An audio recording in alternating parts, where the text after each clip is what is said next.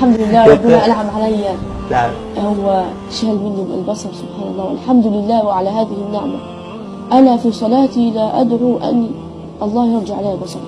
لا تريد أن يرجع الله؟ لماذا؟ لماذا؟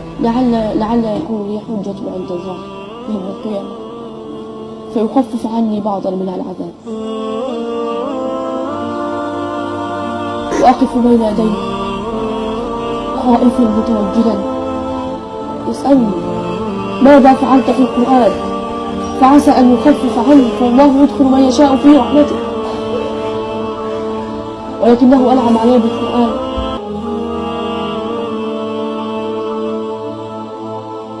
تذكرت في هذه اللحظات حال كثير من المسلمين المبصرين الذين تكاسلوا عن حفظ القرآن.